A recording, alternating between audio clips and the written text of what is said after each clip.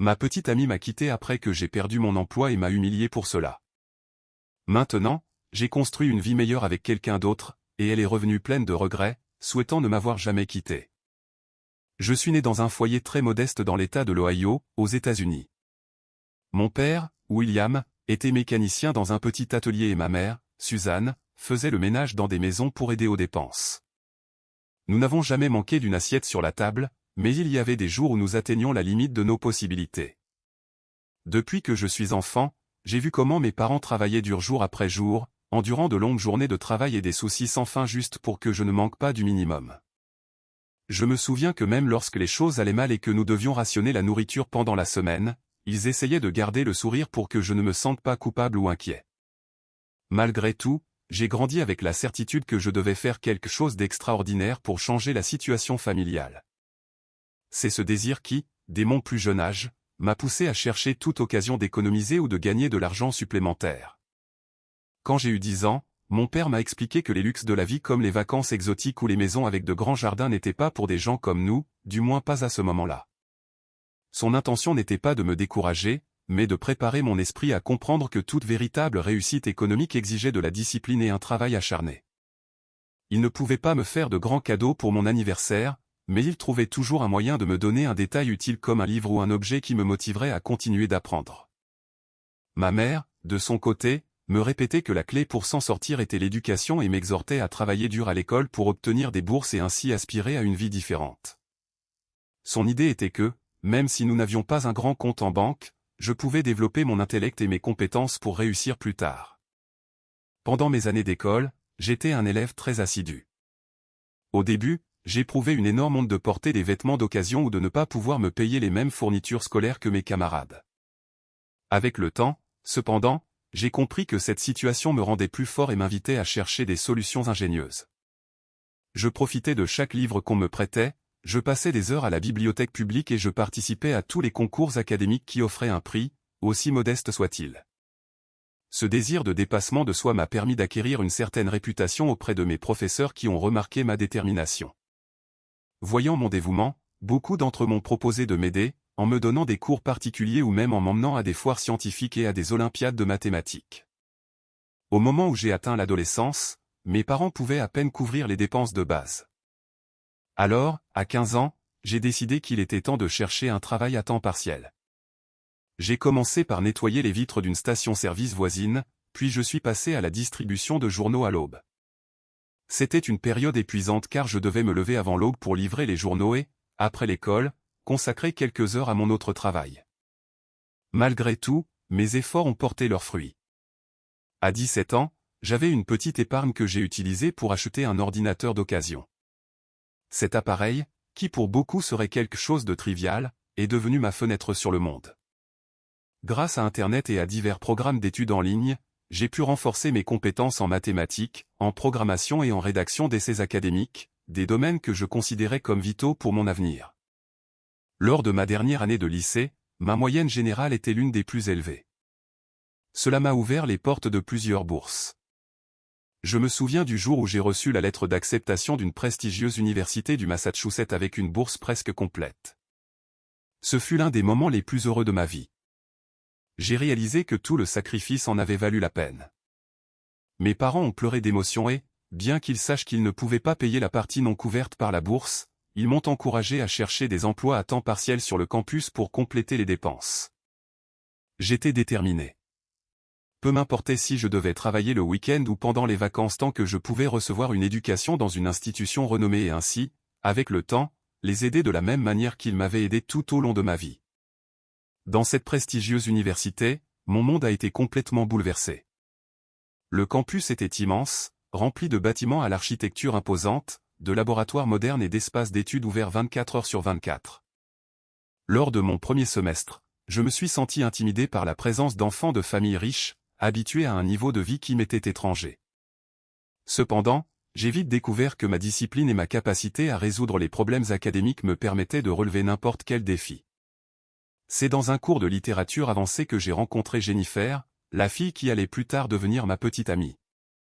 Elle venait d'une famille riche du Connecticut. Et ce qui a le plus attiré mon attention, c'est que malgré son expérience évidente du luxe et du confort, elle montrait un intérêt sincère pour les gens qui l'entouraient. Nous n'avons pas tardé à devenir amis, partageant des discussions sur les livres, la musique et nos aspirations professionnelles.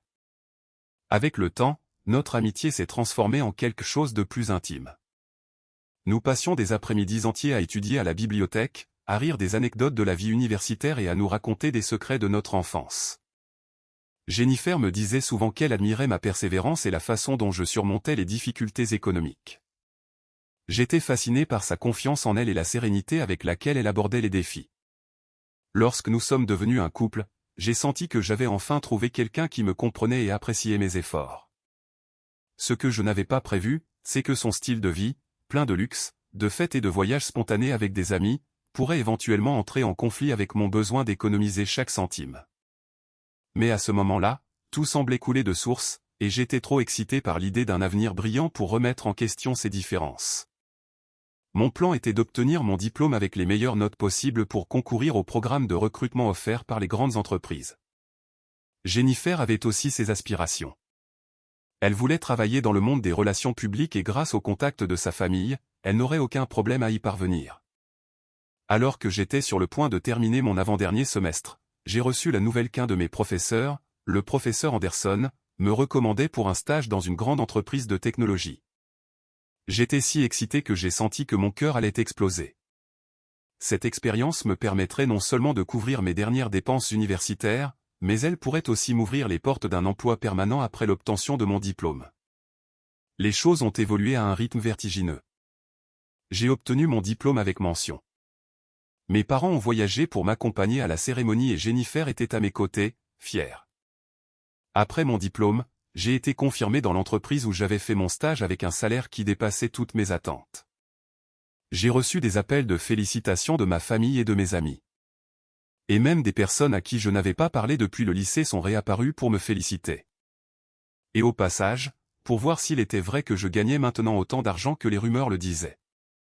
J'ai vécu une période d'euphorie, j'ai déménagé dans un appartement plus confortable avec un loyer élevé, mais que je considérais comme gérable avec mon nouveau salaire. Jennifer et moi n'étions pas officiellement colocataires. Mais elle passait tellement de temps dans mon appartement que nous avions nos routines communes, cuisinant ensemble, bien que nous commandions fréquemment des plats à emporter de restaurants chers, choisissant des meubles modernes qui correspondaient à notre style. Et achetant des vêtements de marque, profitant des soldes constants en ville. Au début, tout s'est bien passé dans mon nouvel emploi. Mes supérieurs étaient impressionnés par mes compétences analytiques et m'ont confié des tâches de plus en plus importantes. J'ai commencé à me faire une réputation pour ma capacité à identifier les erreurs de calcul et pour ma volonté de faire des heures supplémentaires, en m'assurant que chaque détail était parfait. Je ressentais une immense responsabilité car ce travail était la clé de ma croissance professionnelle et du bien-être de ma famille. Cependant, je n'ai pas réalisé le piège de m'habituer si rapidement à dépenser de l'argent pour des choses que je considérais auparavant comme non essentielles. Jennifer, pour sa part, ne voyait rien de mal à ce style de vie. Elle y était habituée depuis son enfance, donc elle tenait pour acquis que je pouvais le maintenir, surtout quand mon salaire était considérablement bon pour mon âge. 1 an et demi s'est écoulé lorsque mon patron, Monsieur Parker, m'a appelé dans son bureau pour m'annoncer une nouvelle qui, à l'époque, semblait être une bénédiction. Il voulait me confier la responsabilité d'un projet très important pour l'entreprise, un projet qui incluait l'expansion de certains systèmes informatiques à l'international. Parker considérait que ma formation en programmation et ma capacité à coordonner des équipes faisaient de moi le candidat idéal. Je me suis senti honoré et en même temps effrayé. C'était le plus grand défi de ma carrière jusqu'à ce moment-là. Malgré tout, j'ai accepté sans hésiter. Je voulais prouver ma valeur, me démarquer encore plus, obtenir un meilleur poste. J'étais excité par l'idée de mettre mon nom sur un projet de cette ampleur. Cependant, tout n'était pas si merveilleux. J'ai vite découvert que ce projet était un monstre d'une complexité énorme. Je devais coordonner plusieurs équipes dans différents endroits du pays et collaborer également avec du personnel externe dans d'autres pays qui parlaient à peine un anglais rudimentaire. Le flux d'informations était confus. Les dates de livraison étaient irréalistes et mon patron exigeait des résultats rapides sans considérer que j'étais relativement nouveau dans la gestion de projets aussi vastes. J'ai commencé à souffrir d'une pression écrasante. Je dormais à peine et quand j'étais à la maison avec Jennifer, je me sentais si stressé que je pouvais à peine tenir une conversation normale avec elle. Pourtant, j'ai investi toute mon énergie dans la réalisation de cette mission. Je pensais que si je parvenais à la mener à bien, mon avenir dans l'entreprise serait brillant. Les semaines se sont transformées en mois d'épuisement physique et mental. Finalement, le projet n'a pas progressé au rythme prévu. Il y a eu des erreurs de planification, des pannes techniques que personne n'avait prévues, et un manque de coordination évident qui était en partie de ma responsabilité. Il m'a été difficile d'accepter que la situation tournait mal, mais les chiffres étaient concluants. Le projet dépassait le budget initial, et pour ne rien arranger, des incidents graves avaient été détectés dans l'infrastructure des systèmes. Mon patron, qui au début m'encourageait en disant que je serais la star de l'entreprise, s'est progressivement transformé en un critique mordant qui n'hésitait pas à me réprimander à chaque réunion. Ses reproches étaient durs et souvent en public, ce qui minait encore plus ma confiance. Un après-midi, après une réunion particulièrement tendue, j'ai été convoqué aux ressources humaines. Je craignais que ce soit pour me réaffecter, ou dans le pire des cas, pour me donner un ultimatum. C'était encore plus grave. Ils m'ont informé que l'entreprise avait décidé de mettre fin à mes services. Ils ont essayé de le justifier en disant que le projet avait été un risque partagé, mais que mon inexpérience avait contribué à l'échec et que maintenant l'entreprise ne pouvait pas se permettre de continuer avec un employé qui ne répondait pas aux attentes. J'ai senti que mon monde s'effondrait. Je suis passé de la jeune promesse de l'entreprise au responsable du plus grand fiasco de l'année. Ils m'ont donné une indemnité de départ plus petite que ce que je pensais mériter, prétendant que mon contrat n'était pas aussi stable que je l'avais supposé. J'ai quitté les bureaux hébétés, tremblant, le regard perdu. Je ne pouvais penser qu'à ce que j'allais dire à Jennifer, à mes parents. Je m'étais déjà habitué à un certain style de vie. J'avais fait des achats considérables et j'avais des dettes de cartes de crédit que j'avais utilisées pour financer quelques luxes. Quand je suis rentré à la maison, Jennifer a remarqué mon expression d'angoisse. Je lui ai dit d'une voix tremblante que j'avais perdu mon emploi. Sa première réaction a été l'incrédulité. Elle m'a serré dans ses bras et m'a dit que nous devrions réfléchir à des options, que je pourrais sûrement trouver un poste dans une autre entreprise ou même, avec l'aide des contacts de sa famille, trouver un nouveau poste. Je me suis accroché à cette idée pleine d'espoir et je me suis un peu calmé, me disant que tout aurait une solution. Cependant, au fil des jours, il est devenu de plus en plus clair que ma situation ne se résoudrait pas si rapidement. J'ai commencé à envoyer des curriculums vitae à des dizaines d'entreprises, de cabinets de conseil et d'agences. J'ai appelé d'anciens collègues, des connaissances, toute personne qui pourrait me donner un contact ou un entretien. Au lieu d'utiliser les économies que j'aurais théoriquement dû avoir, j'ai réalisé que j'en avais dépensé la plus grande partie en dette et dans un style de vie que je ne pouvais pas maintenir sans un revenu fixe. Et malheureusement, les réponses pour un emploi n'arrivaient pas. Pour ne rien arranger, les quelques entretiens que j'ai eus se sont terminés par des commentaires comme « Vous êtes surqualifié pour ce poste » ou « Nous avons besoin de quelqu'un avec plus d'expérience en gestion de crise ». C'était désespérant, comme si mes réussites académiques et mon expérience dans cet énorme projet raté étaient devenus un obstacle au lieu d'un avantage. Au cours des semaines suivantes, j'ai commencé à remarquer des changements dans le comportement des gens autour de moi. Mes camarades d'université qui m'invitaient à sortir et me félicitaient pour mes réussites ont commencé à prendre leur distance. Je ne recevais plus ces messages amicaux pour prendre un café ou assister à une fête. Il semblait qu'en perdant mon travail, j'avais aussi perdu l'attrait qui avait fait de moi une sorte de référence de succès. C'était dur et solitaire. Jennifer, bien qu'elle ait initialement maintenu une attitude encourageante, a commencé à se montrer de plus en plus impatiente. Elle me faisait des commentaires blessants comme « As-tu déjà appelé un tel ?» ou « Comment peux-tu ne rien trouver si tu es si intelligent ?» avec un ton d'exaspération croissante. J'ai senti mon estime de soi chuter davantage à chaque petit reproche. Les choses se sont compliquées lorsque le manque de revenus m'a obligé à vendre certains des articles les plus chers que je possédais. Je me suis débarrassé de ma télévision à écran géant. J'ai même vendu la voiture que j'avais achetée avec un prêt bancaire. Je devais me débarrasser des dettes et, avec le peu qu'il me restait, survivre en attendant de trouver un nouvel emploi. Jennifer a commencé à me traiter avec dédain, comme si ma valeur dépendait de ma capacité à me payer des week-ends ou des dîners luxueux. Je me souviens d'une dispute particulièrement douloureuse au cours de laquelle elle m'a dit « Comment veux-tu que je vive sans le confort auquel je suis habitué ? Vraiment, n'as-tu pas la sagacité de nous maintenir au moins à flot ?» Son ton était glacial et ses mots résonnaient dans ma tête. Souvenez-vous, pour plus d'histoires comme celle-ci, abonnez-vous, donnez un j'aime et activez la cloche. Continuons. La tension a atteint un point critique lorsqu'elle, lassée de mon inutilité, comme elle l'appelait, m'a dit qu'elle allait retourner vivre chez sa famille jusqu'à ce que je me remette sur pied. Je n'avais pas la force de la retenir. J'étais émotionnellement détruit. Je me sentais coupable de l'avoir déçue, bien qu'en même temps, je sentais qu'elle ne valorisait pas mes efforts ni ne comprenait ma situation. Quelques semaines plus tard, Jennifer est revenue à l'appartement pour récupérer toutes ses affaires et, dans un accès de rage, m'a dit que j'étais un échec très pathétique et que je n'arriverais jamais à rien. Elle a ajouté que je ne pourrais jamais m'intégrer dans son monde de luxe et de contacts importants. C'était comme si un couteau avait été planté dans ma poitrine. Elle est partie sans se retourner et je suis resté là, dans un endroit où il ne restait presque plus de meubles, avec une boule dans la gorge et un sentiment de vide que je n'avais jamais connu auparavant. Les mois suivants ont été terribles. Je me suis isolé presque complètement. Je sortais à peine de l'appartement, sauf pour déposer des candidatures ou assister à des entretiens qui se terminaient toujours par un « nous vous appellerons » et qui ne se concrétisaient jamais. L'anxiété et la dépression m'ont absorbé. Il y avait des jours où je n'avais même pas la force de sortir du lit.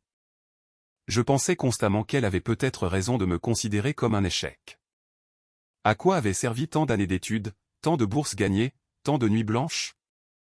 Si au final, je me retrouvais dans une position plus précaire que jamais. Cependant, au point le plus bas de mon moral, mes parents sont apparus, prêts à me donner un coup de main comme toujours. Même s'ils n'avaient pas beaucoup d'argent, ils ont fait tout leur possible pour m'aider à couvrir certains paiements urgents.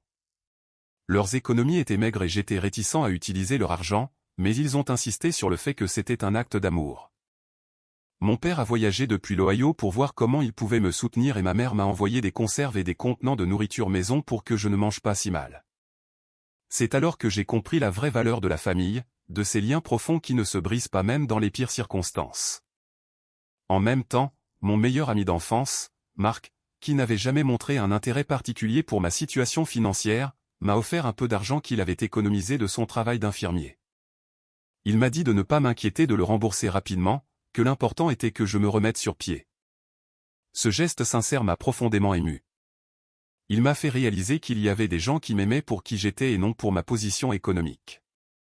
Malgré tout ce soutien, la recherche d'emploi a continué d'être une montagne russe de rejets. On me disait que mes compétences étaient trop spécialisées et qu'ils cherchaient quelqu'un avec un profil différent. J'ai même envisagé de retirer ma formation de mon curriculum vitae pour qu'ils ne me voient pas comme un excès de talent difficile à payer.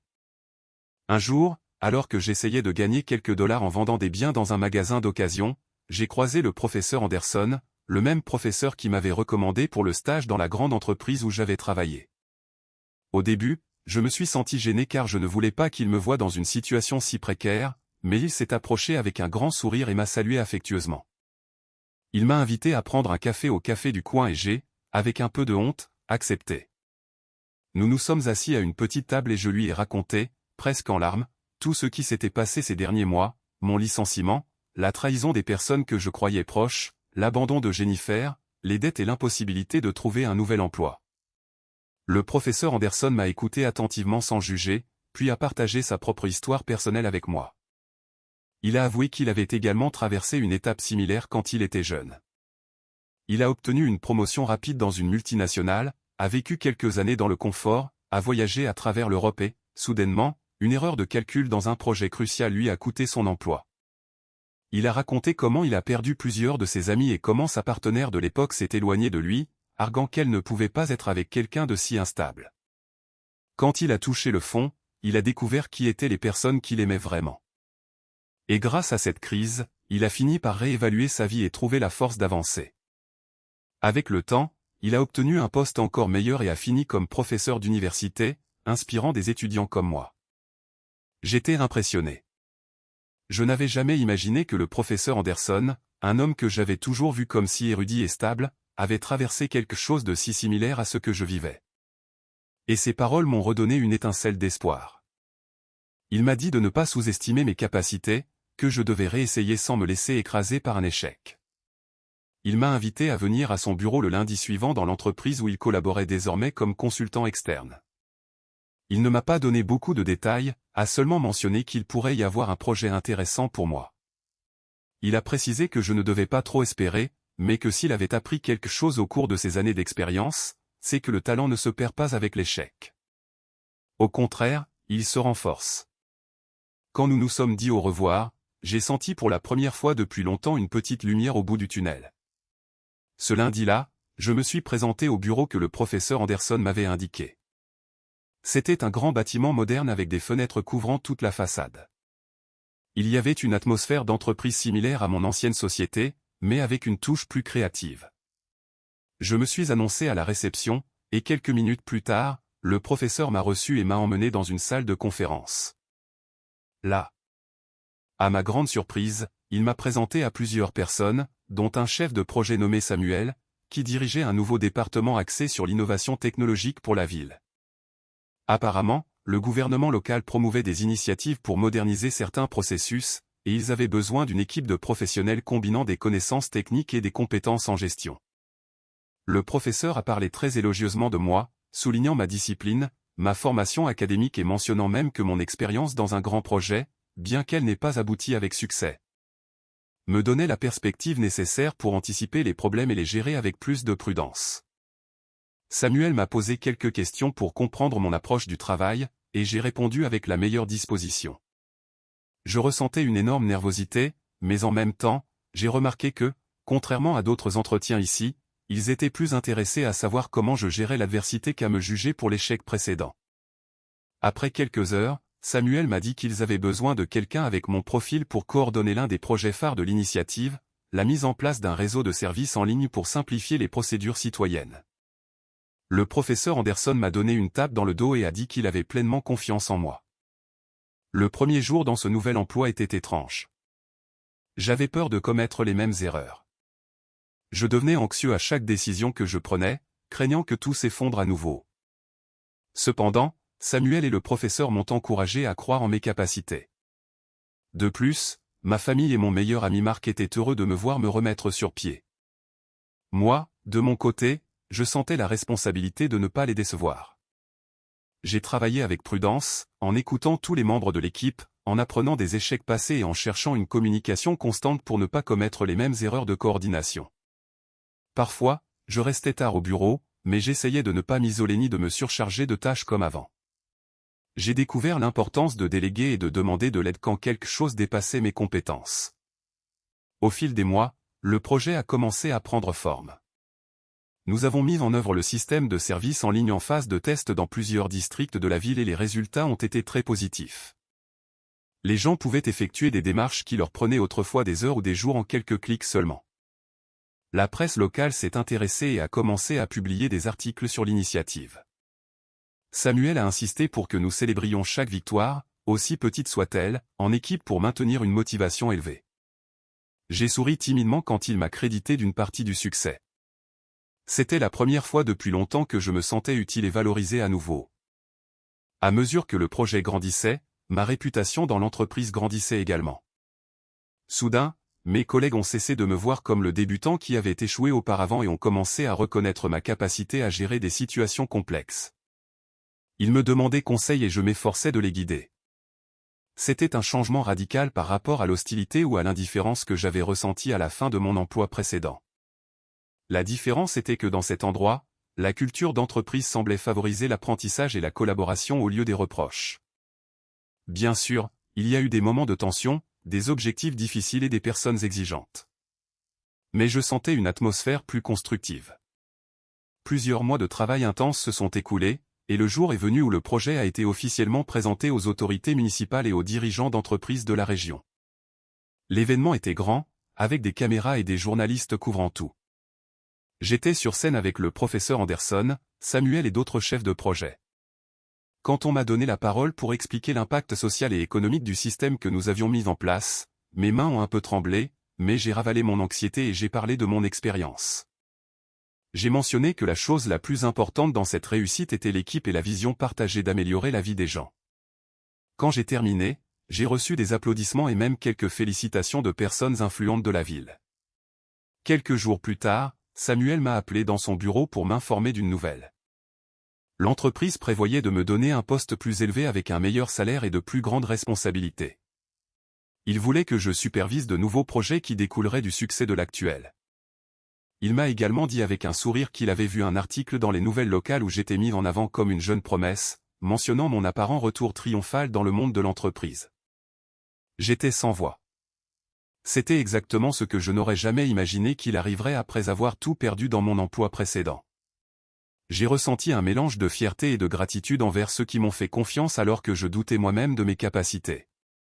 Parallèlement à cette nouvelle promotion, j'ai commencé à recevoir des messages et des appels d'anciennes connaissances, y compris certains camarades d'université qui m'avaient ignoré ces derniers mois. Soudain, ils se souvenaient de m'inviter à des rassemblements. Ils m'ont dit qu'ils admiraient ma persévérance et qu'ils avaient toujours su que j'irais loin.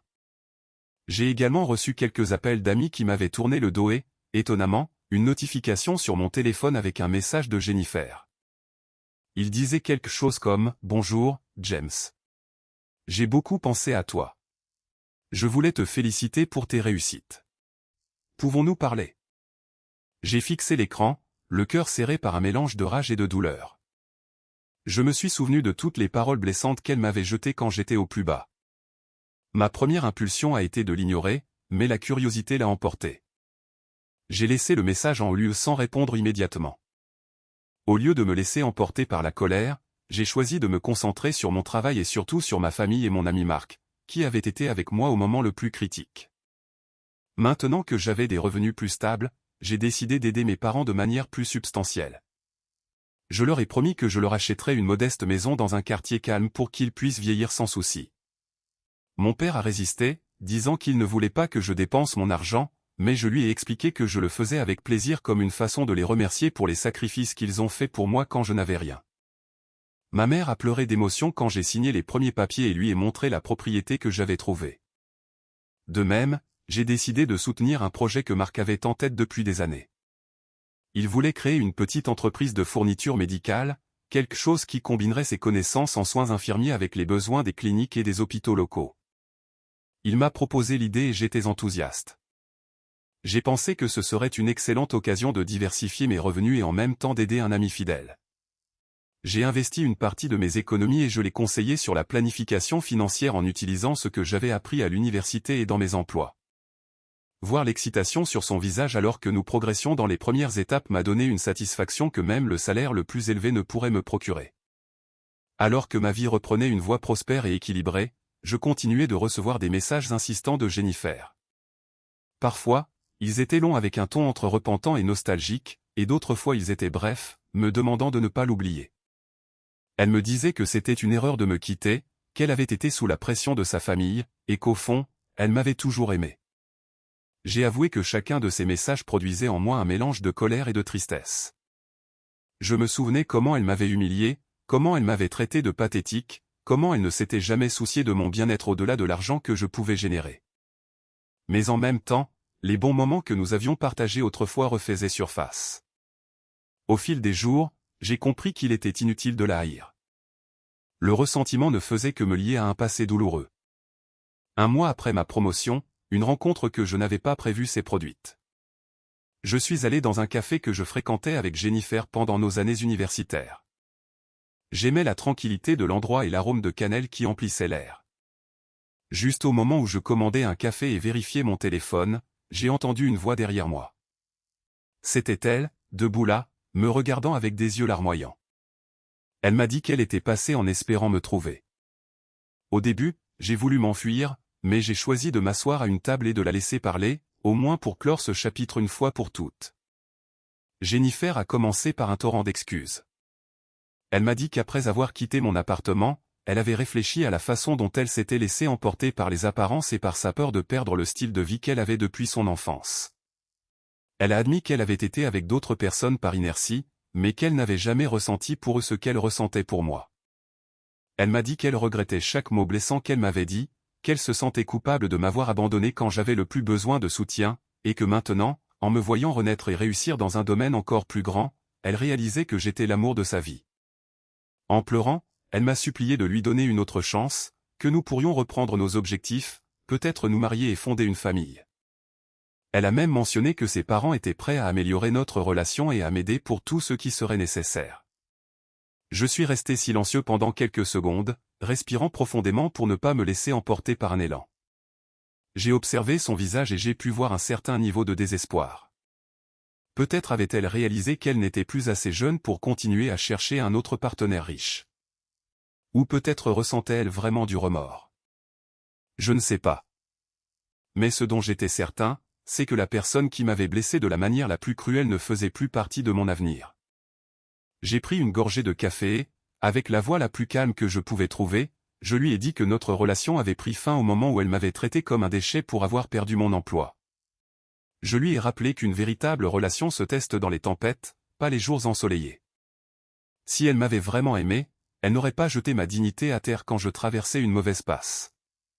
Elle a pleuré davantage et m'a supplié de la comprendre, qu'elle était confuse. J'ai voulu ressentir de la pitié, mais par-dessus tout, j'ai senti le besoin d'être ferme.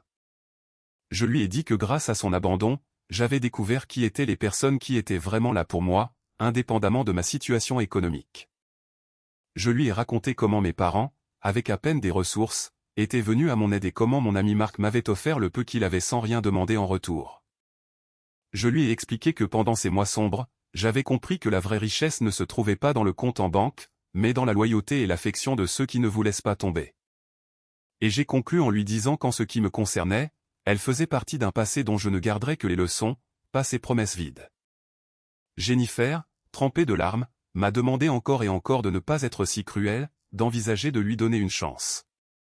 Mais je n'étais pas cruel.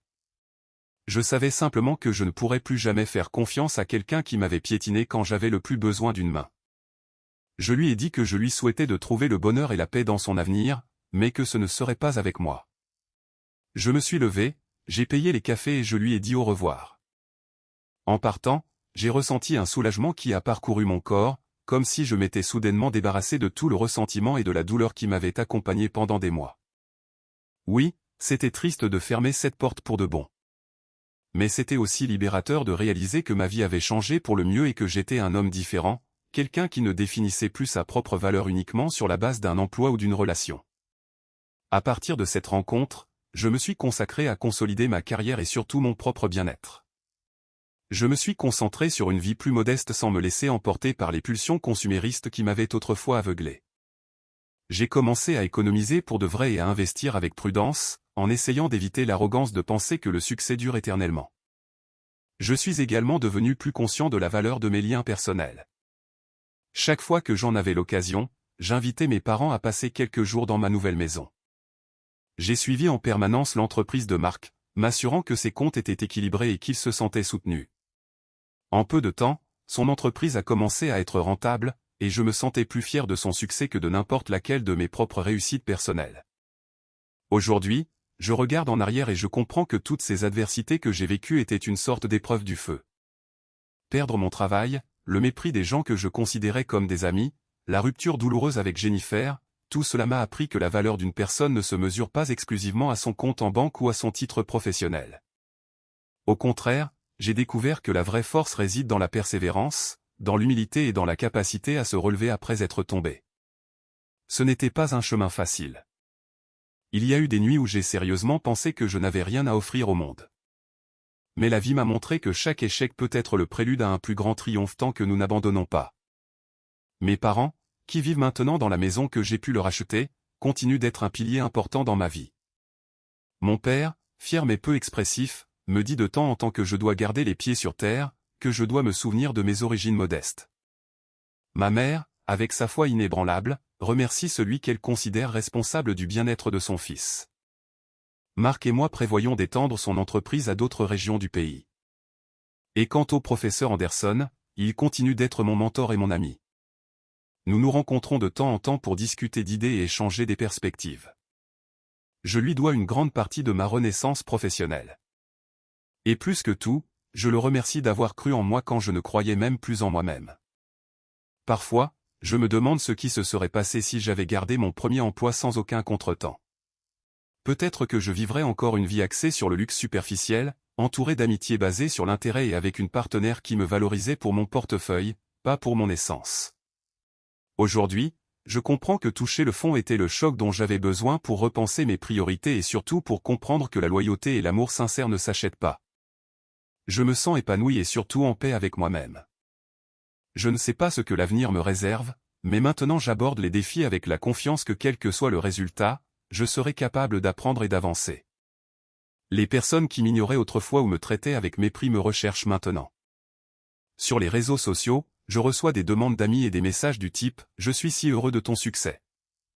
Et bien que je ne sois pas rancunier, je choisis simplement de ne plus me mélanger avec ceux qui ont montré leur vrai visage dans mes pires moments.